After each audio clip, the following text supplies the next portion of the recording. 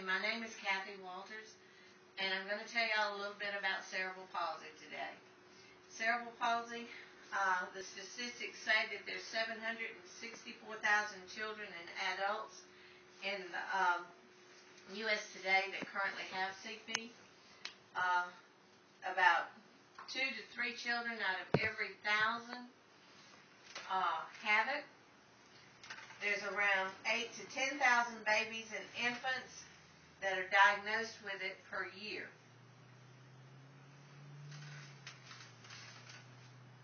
What is cerebral palsy? It's a permanent and irreversible crippling condition affecting the brain and central nervous system of an infant or a young child. And when the delivery of oxygen to the brain is impaired for any length of time, it causes a brain injury, and your brain does not rejuvenate like your skin. It doesn't replenish itself. Once you have a brain injury, it's there for the duration. One of the most common causes is a lasting disability in children. It lasts for a lifetime. There are 4 types of cerebral palsy. There's spastic cerebral palsy or spastic CP, dysplegia, that either both arms or both legs are affected, hemiplegia, it affects one or the other limbs, one side of the body, quadriplegia affects all 4 of your limbs, monoplegia is 1 limb, and the triplegia is 3 limbs, and these 2 are both very extremely rare. You have athetoid cerebral palsy, ataxia cerebral palsy, and mixed cerebral palsy, where you can have more than 1 or 2 of the 4 types mixed together.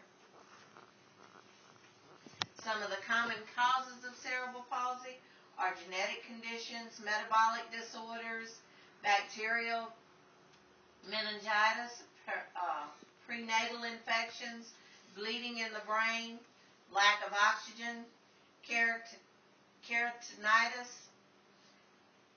head injury, stroke, or child abuse is caused from the shaken baby syndrome and the child abuse.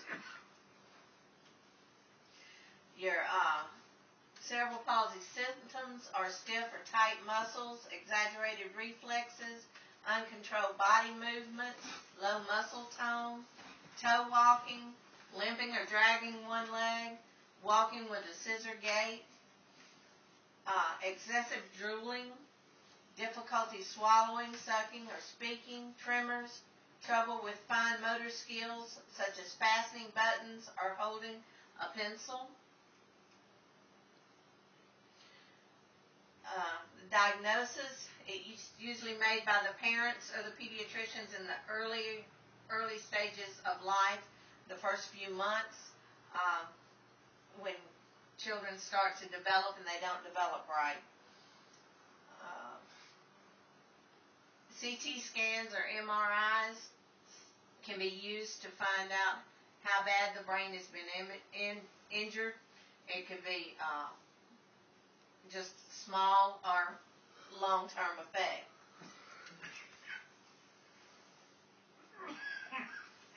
The treatment of cerebral palsy is a non-threatening,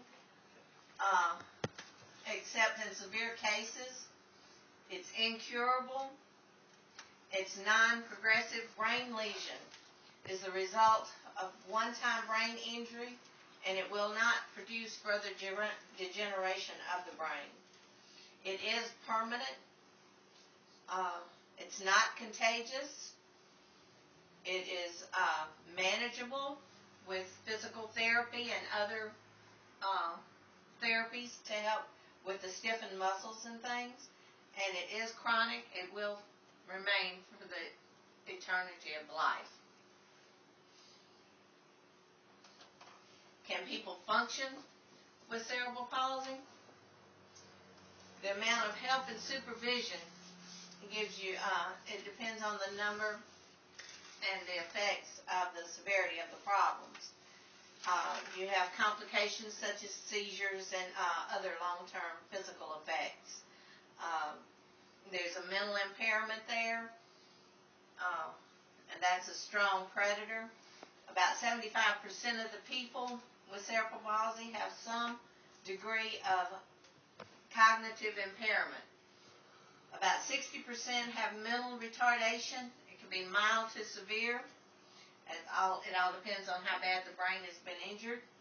And the rest often function normally, grow into adulthood. Some marry, some have children that don't have cerebral palsy because it's not a genetic thing. And that concludes my presentation for today.